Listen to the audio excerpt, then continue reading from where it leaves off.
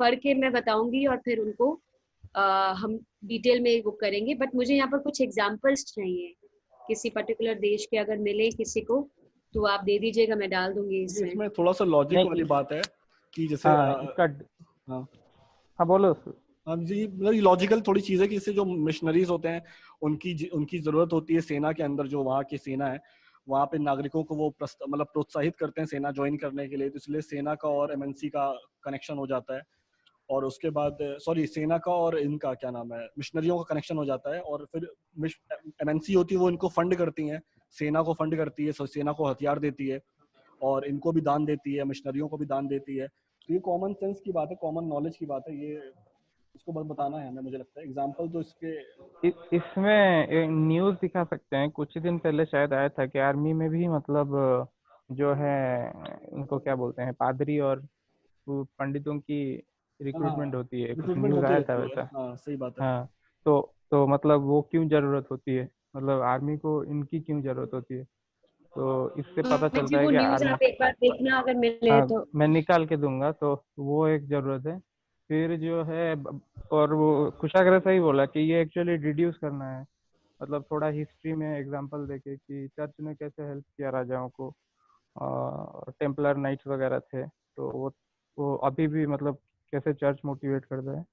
और मतलब ये थोड़ा एक्सप्लेन करना पड़ेगा, ऐसा कोई डायरेक्ट नहीं मिलेगा।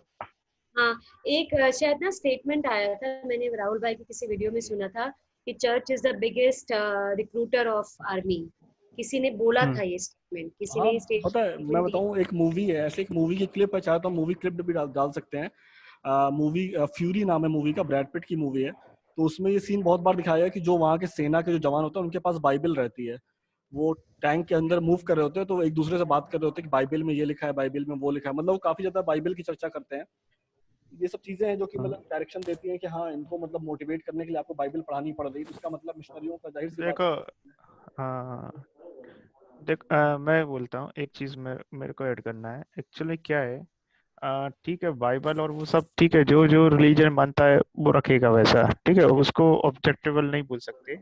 एक्चुअली क्या है, सेना जो है वो एमएनसी और जो मिशनरी है उनका एक तरह का ब्रिज है, और उन दोनों के पर्पस फुलफिल करती है। जैसे सीरिया में बहुत पहले क्रिश्चियन धर्म था, ठीक है, बाद हम्म। में इस्लामिक इन्वेडर्स ने वहां पे अटैक करके उसको वहां पे इस्लाम स्थापित कर दिया। लेकिन अभी क्या हुआ, अभी वहां पे अमेरिका ने अटैक करके ये लीबिया सीरिया सबको अटैक करके, इराक को अटैक करके क्या करा, तबाही कर दी, ठीक है, by the help of military. तो अभी क्या है, अब वहां पर जो जाते हैं वो कौन जाता है, सिर्फ मिशनरी जाते हैं, और अब वहां पे वो आसान हो गया कन्वर्जन कराना। तो ये उनके लिए एक है कि दोनों का पर्पस फुलफिल करती है कि एमएनसी जो है, जो अगर मिलिट्री स्ट्रांग होगा किसी उसका, तो वो लोग अगर क्या बोलते हैं, डायरेक्टली नहीं जा पा रहे तो इनडायरेक्टली तो घुस सकते हैं, मतलब बाय अटैक और इस तरह से तबाही मचा के। तो ये एक हाँ तरह का पर्पस उनका फुलफिल करती है मिलिट्री। हम्म। ऐसा एक पुराना एग्जांपल भी है, जापान का भी था। उस समय भी राहुल भाई ने ही बताया था कि एक वो विकिपीडिया पे है उसका शायद कोई मेंशन। पोप का स्टेटमेंट आया था, पोप का स्टेटमेंट आया था कि हाँ मतलब मतलब तभी का कौन राष्ट्रपति था कि आज अमेरिका, आज हाँ, अमेरिका की वजह से, उसने बोला कि एक समय जो सीरिया का था वो जॉर्ज बुश सीनियर की वजह से हम वहाँ पे वो पहुंचे, ऐसा कुछ हाँ हाँ उन्होंने हाँ, बोला था। आज आज फिर से क्रिश्चियनिटी पहुंची आज उधर सीरिया भी में। पहुंच, फिर से हाँ, वापस आई। फिर से पहुंची, वापस पहुंची।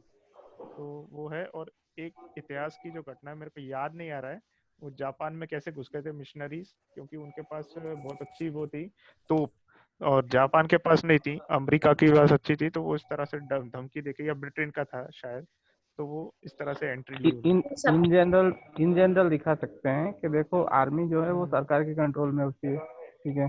तो एक तो जवानों को मतलब क्या बोलते हैं, शहीद होने के लिए मोटिवेट करना है, और जो है लोगों को एक पर्टिकुलर लीडर को मतलब वोट देने के लिए बोलना है। जैसे मोदी वगैरह जो है वो काफी धार्मिक सम्मेलनों में जाते हैं, मतलब जितने बाबा वगैरह होते हैं हाँ उनकी शरण में रहते हैं। तो हाँ, इसलिए नहीं मतलब कि ऊपर के धर्म गुरुओं को अगर खुश हाँ हाँ वो किया, तो हाँ, जो उनके भक्तगण हैं वो फिर उसी नेता को चुन लेते हैं, मतलब एक चुन लेते हैं। अनसेड वो और होता है। अच्छा हाँ, अच्छा, इसमें मैं ये ऐड करना चाहूंगा कि एंड गोल जो मतलब कोई भी ये क्वेश्चन करेगा भाई मिशनरीज कन्वर्ट कर रहे हैं उनसे फायदा क्या हो रहा है, तो इसमें हम ऐसा कुछ दिखा सकते हैं भाई अगर कल को पूरा इंडिया कन्वर्ट हो जाता है, क्रिश्चियन बन जाता है, तो जो हमारी जो स्वदेशी वाली जो पॉइंट है वो बहुत इफेक्ट होएगा। जैसे बहुत सारे लोग गाय पालते हैं, ठीक है, तो हाँ, वो उसको पालना बंद कर देंगे, क्योंकि बहुत सारे लोग हैं जो धर्म के जुड़े होने की वजह से स्वदेशी काम करते हैं,